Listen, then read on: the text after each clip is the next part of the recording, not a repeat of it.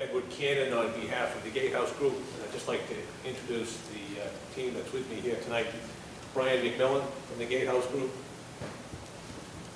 Jim Koenigiser from the Gatehouse Group, the application manager, Mark Major from VMY is architects, the architect for the applicant, Dean American from American Engineering, the engineer for the applicant, Paul Wilson from Mintz, Levin, Cohen, Ferris, Kolofsky, and Popio, the applicant's 40B counsel, Giles Ham from Banat and Associates, the traffic engineer, and Ian Martin from LEC Environmental, the wetlands and environmental consultant. And then to sort of give you an overview of things and to introduce you a little bit to Gatehouse, Brian McMillan, safety. Thanks, Ted. As Ted said, I'm Brian McMillan from Gatehouse. Mr. Chairman, members of the board, I'd like to thank you for opening this hearing this evening. We're glad to have this opportunity to present our proposal to you. Jim Koenigiser and the others are going to provide an overview of what we have planned. But before they do, we thought it was important for us to take a few minutes and talk to you about the Gatehouse companies and the nature of the communities we build. So who is Gatehouse? We're an integrated group of companies who develop, own, and manage multifamily housing. Multifamily housing is our sole focus.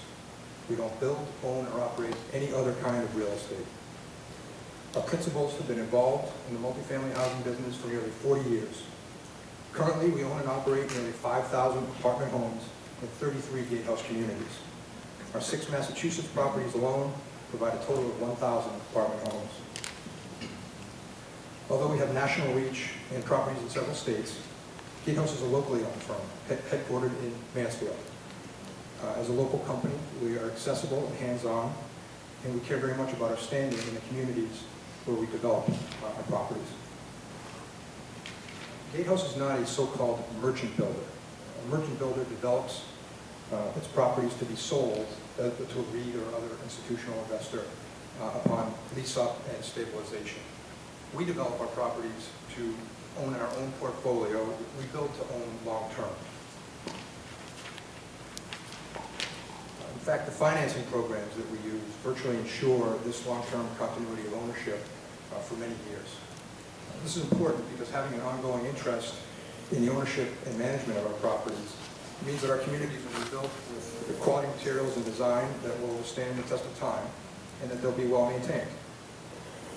As Jim will discuss, our properties are high-quality developments.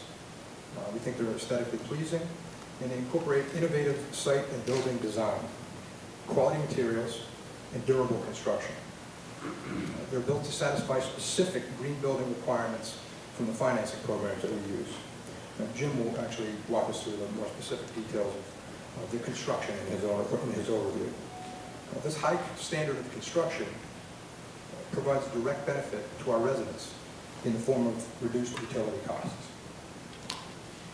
Our properties are tastefully landscaped, as you can see from some of the pictures that we brought here, with an eye towards retaining and highlighting the features of their natural settings. Since we do have long-term commitments and ongoing management interests in our properties, we carefully maintain our communities to preserve the value of our assets. This helps ensures that our communities will continue to be desirable places to live for years to come. Many of our communities, including all of the ones here in Massachusetts, and including the one we have planned for Medfield, we feature a clubhouse. We have some pictures here. Here's the clubhouse at the Preserve in Walpole. There's a picture of the clubhouse at Quail Run in Stoughton over at the far left. Our clubhouse at the Preserve actually won a design award a few years ago. And I always like to bring up the fact that the great room, which you can see here, we'll show you a bigger picture later.